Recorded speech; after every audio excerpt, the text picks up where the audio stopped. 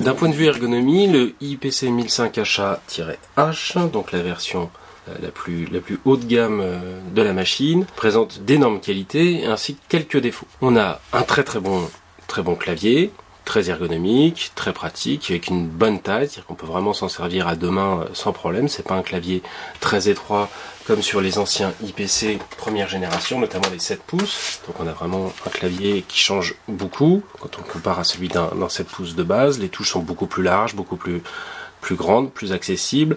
On a des fonctionnalités plus nombreuses et c'est vraiment beaucoup plus confortable. Là c'est un écran de 10 pouces et on profite de l'envergure de la diagonale de cet écran de 10 pouces pour avoir un clavier beaucoup plus accessible.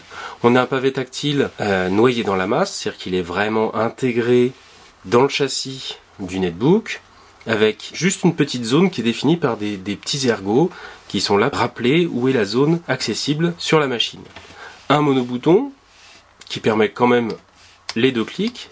Ça n'empêche pas de faire même un double clic avec les deux boutons en parallèle pour certaines actions.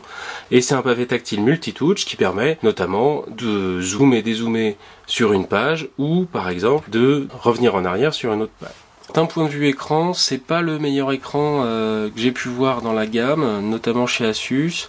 Il a de bons résultats, c'est-à-dire que là je vais lancer, vous allez pouvoir vous en rendre compte. C'est un petit 720p, donc c'est un 720p tout à fait classique, qui va passer sans problème. Je vais le faire taire et le passer en plein écran. Et vous allez vous rendre compte. Donc le 720p passe sans problème, hein, c'est du N280, la machine arrive à décoder le 720p sans difficulté. Le souci, ça va être comme sur tous les nouveaux écrans de ce type-là, même problème que le 1008HA, c'est qu'on a une diagonale d'écran qui est assez faible en fait, on s'en rend compte assez vite. Alors il y en a que ça va arranger, notamment pour ceux qui veulent de la discrétion sur ce qu'ils font dans les transports en commun ou autres, un écran qui est tout de même avec des angles qui sont très étroits. Toutes les autres fonctionnalités sont présentes, donc évidemment le Super Hybrid Engine qui permet de changer les performances de la machine pour le passer en mode d'économie d'énergie ou autre, mettre la machine en veille, tout ce qui va être Wi-Fi, etc. Augmenter la luminosité ou la descendre. Voilà.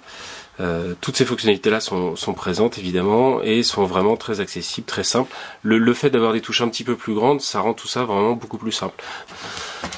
Point de vue clavier, qu'est-ce qu'il a de particulier? C'est vraiment le même clavier que le clavier du IPC 1008HA, donc c'est vraiment la nouvelle génération de clavier de Asus. Certains regretteront l'absence de clavier de chiclets. En fait, c'est une espèce de mélange entre le clavier standard et le clavier de chiclets. On a un clavier qui apparaît comme standard à la base, et c'est vrai que le toucher est vraiment semblable. On a un déclenchement rapide assez précis. On n'a pas de difficulté. Encore une fois, l'important pour ce type de clavier là, c'est de savoir qu'on a réussi sa frappe. C'est pas d'avoir une frappe en demi-teinte avec un clavier qui s'enfonce à moitié ou la touche qui bascule. L'intérêt, c'est vraiment où qu'on frappe sur la touche, on a une touche qui s'enfonce verticalement et une frappe qui est très précise. Donc là, on retrouve ces qualités-là et on a un petit côté de chiclette, tout simplement parce que on a une base supérieure qui est légèrement plus étroite que la base inférieure de la touche. Ce qui fait que artificiellement, l'écart entre chaque touche est assez important. Donc on se retrouve vraiment avec une bonne ergonomie à ce niveau-là.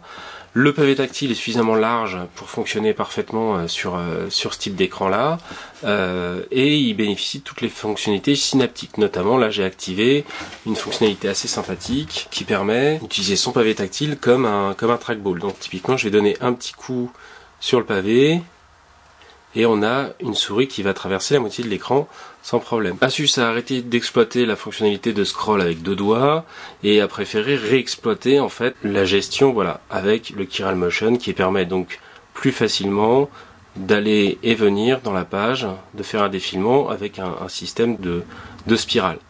Pour remonter, on fait un mouvement circulaire en prenant d'abord sa base sur le côté droit du pavé tactile. Voilà, remonter, descendre. Tout ça en font une très très bonne machine. Là où c'est moins ergonomique d'un point de vue fonctionnement, c'est tout simplement parce qu'on a un écran brillant. Donc là vous voyez ma magnifique fenêtre. Donc là c'est les pires conditions possibles évidemment. Malgré un bon rétroéclairage, j'ai vraiment une luminosité pas suffisante pour pouvoir contrebalancer l'écran. Donc on se met rarement, même avec un écran mat, on se met rarement dans des conditions aussi mauvaises. Quand on se retrouve face à la machine, on a en fait une gêne qui est là, qui est le fait de voir en reflet dans l'écran. Donc ça c'est vraiment une école, il y a deux écoles, ceux qui préfèrent le mat, ceux qui préfèrent le brillant. En échange de ce petit inconvénient donc de luminosité, inconvénient aussi de enfin on a vraiment des salissures qui apparaissent assez facilement. Si je pose mon doigt ici, j'ai une magnifique trace de doigt qui va rester tant que je l'aurai pas nettoyé avec un produit adapté. Par rapport à ça, l'avantage c'est qu'on a quand même deux très beaux noirs et un très beau contraste, même si l'artificiel on a un très beau contraste sur la machine, c'est très agréable de regarder une vidéo avec. Niveau ergonomie, c'est vraiment le seul défaut de la machine, c'est cette idée de reflet qui peut être gênant par moment. Je pense notamment si on voulait regarder un film dans le TGV par exemple, où vous avez constamment des lumières très très vives qui vont s'afficher sur votre écran, et là ça rend la visibilité vraiment d'un film quasiment impossible, ou alors faut se tourner vraiment sur le côté de l'écran.